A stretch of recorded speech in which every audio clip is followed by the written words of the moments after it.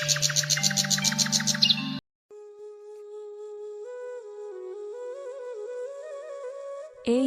শুনছো, ঘরের ভেতরে তো রান্না করার মতো কিছুই নেই। একটু বাইরে গিয়ে দেখো না, আজ কিছু খাবারের ব্যবস্থা করা যায় কিনা। আল্লাহ নিশ্চয়ই কোনো একটা ব্যবস্থা করে দেবেন। বাইরে গেলেও বা কি হবে ফাতেমা? আমার কাছে তো একটাও টাকা নেই। কার কাছে গিয়ে হাত পাতবো বলো? এই অবস্থায় খুব কষ্ট লাগে। তবু বসে থাকলে তো চলবে না। আল্লাহ ভরসা করে বাইরে যাই। দেখি না যদি কারো কাছে সামান্য ধার নিয়ে আজকের জন্য কিছু খাবারের ব্যবস্থা করতে পারি।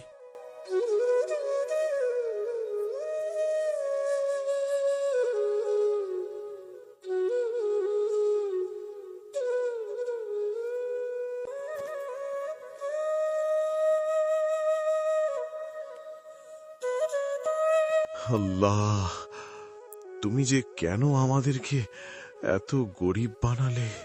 এই দুনিয়ায় গরিব হয়ে জন্মা নেওয়ার চেয়ে গরিব হয়ে বেঁচে থাকাটা যে কত কষ্টের তা শুধু গরিবরাই বোঝে। যদি একা থাকতাম তাহলে হয়তো কষ্টটা এত লাগতো না, কিন্তু বাড়িতে বউটাও না খেয়ে বসে আছে। ওর দিকে তাকাতে আর নিজের চোখে চোখ রাখতে পারি না, নিজের অক্ষমতার লজ্জায়। এই জীবন আর ভালো লাগে না। এই সমাজে এখন কাজ পাওয়াটাই মুশকিল হয়ে পড়েছে, আর পকেটে টাকা পয়সা ছাড়া নিজের কাছেই নিজেকে বোঝা মনে হয়। তবু আল্লাহ, তুমি তো ভরসা। একদিন না একদিন তুমি আমাদের দিকেও তাকাবে ইনশাআল্লাহ। যাই, এখন রহিমের কাছে গিয়ে দেখি যদি কিছু টাকা ধার পাওয়া যায়। আজকে অন্তত বউটার মুখে একটু খাবার তুলে দিতে পারি। তারপর দেখি কালকে সকাল সকাল বের হয়ে পড়ব একটা কাজ খোঁজার জন্য।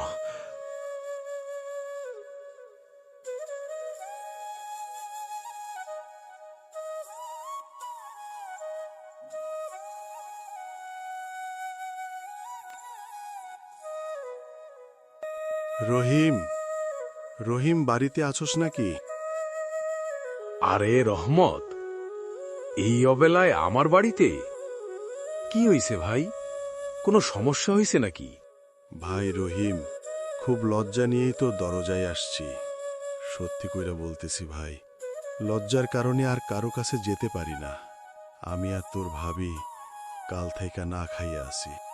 পেটে ক্ষুধা আর বুকে চাপা কষ্ট নিয়ে তোর কাছে এলাম ভাই। যদি পারিস আমাকে কিছু টাকা পয়সা ধার দে। কথা দিলাম আমি একটা কাজ পেলেই তো সব টাকা পয়সা পরিশোধ করে দিব ইনশাল্লাহ।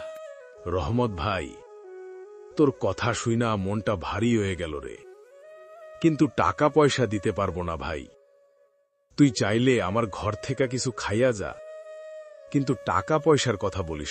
আর সত্যি বলতেছি ভাই, আমার হাতেও তোকে ধার দেওয়ার মতো তেমন টাকা পয়সা নাই। যেই কয়েকটা টাকা পয়সা আছে সেইগুলো তোকে দিয়ে দিলে আমার বউ বাচ্চা নিয়ে চলাটা মুশকিল হয়ে যাবে। আর তুই তো নিজেই দেখতেছস দেশের অবস্থা অনেক খারাপ। এখন কাজকামও তেমন পাওয়া যায় না, তাই টাকা পয়সার চিন্তায় আমি নিজেই অসহায়ের মতো হয়ে পড়তেছি। আমাকে মাপ কইরা দিস, আমি কোনো টাকা পয়সা দিতে পারবো না। থাক ভাই, আমার বউকে একা ফালাইয়া আমি একা একা এখানে খাইতে পারবো না।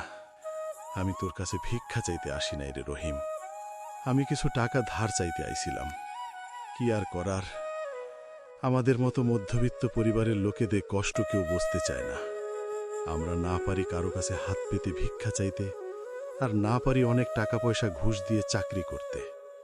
তুই ভালো থাকিস রহিম, আল্লাহ তোদের ভালো রাখুক। আমি যাই, বেঁচে থাকলে আবার কোনো একদিন দেখা হইব।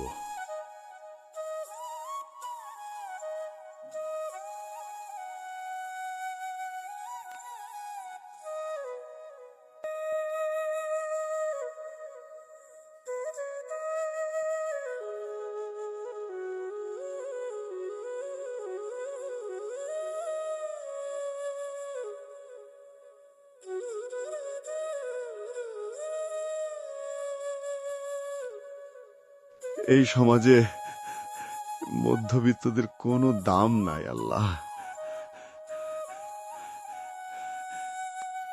আমাদেরকে কেউ বুঝতে চায় না, কেউ সাহায্য করতে চায় না। সারাদিন কত মানুষের কাছে গেলাম, কেউ কেউ একটা টাকা দিয়েও সাহায্য করলো না। এখন আমি কিভাবে বাড়ি যাব আল্লাহ? ফাতেমার সামনে খালি হাতে কিভাবে দাঁড়াবো? খাবার ছাড়া কিভাবে যাব? এই অভাবের জীবন আর ভালো লাগে না। মাঝে মাঝে মনে চায় এই জীবন শেষ করে দেই, কিন্তু না, আত্মহত্যা মহা পাপ বলে আমি সেটা করতে পারি না। হে আল্লাহ, তুমি দয়ালু, তুমি করুণাময়, আমার উপর রহম করো।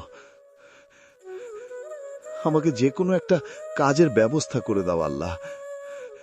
আমি আর কিছু চাই না, শুধু দুবেলা দুমুঠো ডাল ভাত খাইয়ে আমাদের জীবনটা বাঁচাও আল্লাহ।